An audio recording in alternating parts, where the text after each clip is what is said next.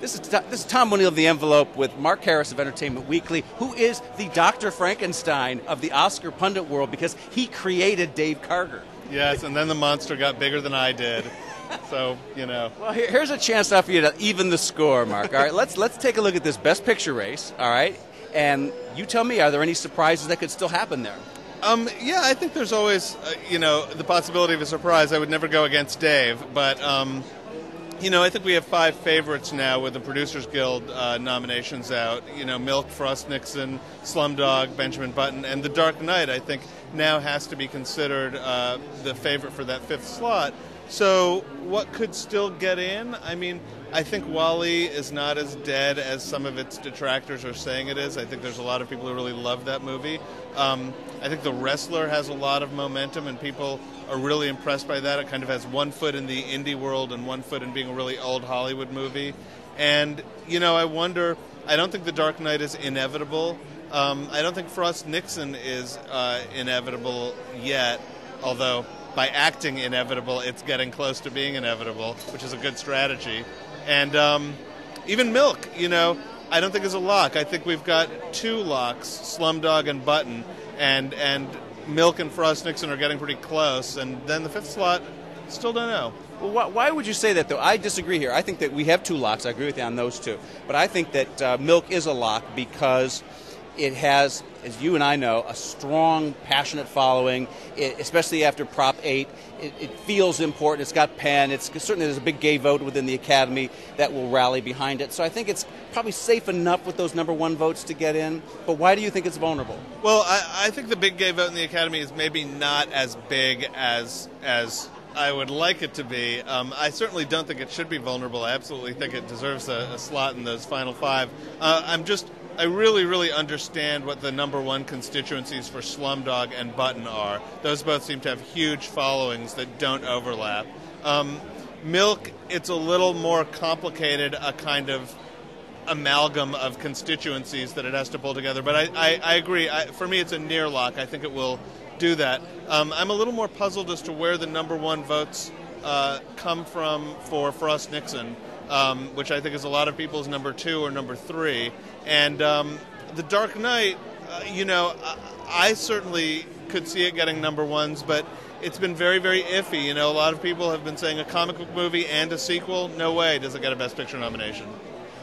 There is the Harvey Weinstein school of Oscarology that says that all of this is really in the hands of what Harvey calls the steak eaters, which are the guys behind the cameras, the ones who do the camera work, the ones who do the editing. If you tally up those branches of the Academy, it comes to a very high number, and many theorists believe that they are the ones who stopped Brokeback Mountain from becoming Best Picture the year of the crash upset.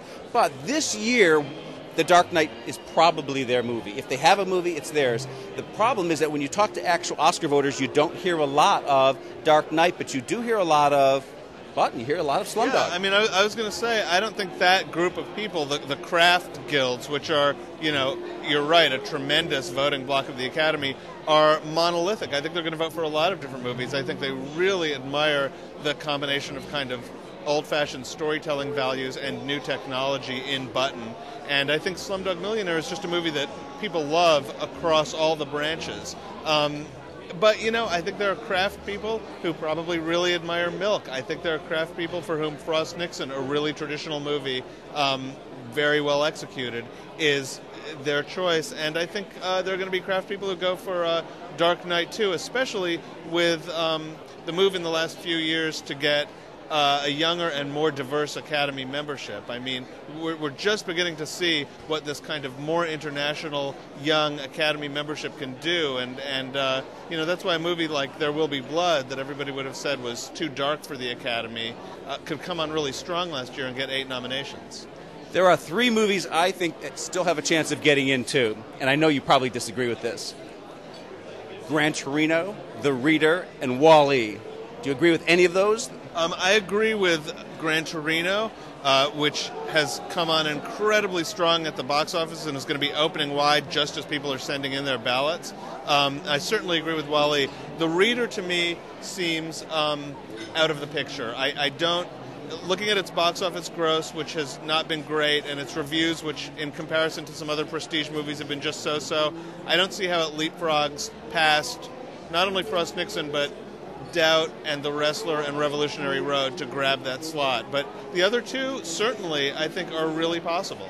I'm talking about actual discussion with Academy voters. I hear a lot of reader votes, a lot of Gran Torino votes. The problem is that the voters that I'm talking to are not in those tech branches. They tend to be more on the more sophisticated side. So they're more on the arty side of me. Wow, I haven't heard anyone say Gran Torino was the best movie of the year. I can see that being manifested in a lot of Clint love for Best Actor, but and the reader, Kate Winslet, and obviously Wall-E has a locked nomination for Best Animated Feature and probably Best Original Screenplay too.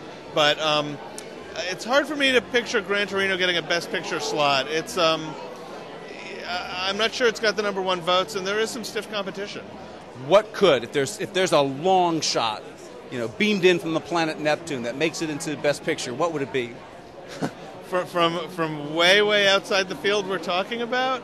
I don't know. I guess, the movie we haven't mentioned is Doubt, which we all sort of dismissed early on and is making some very nice money and getting tons of recognition for the performances. And it's a movie that's performing nicely. I don't think that's out of deep left field, but I don't think anything's going to come out of deep left field. We're not going to see Waltz with Bashir, in the Best Picture race or Pineapple Express. As much as I like it.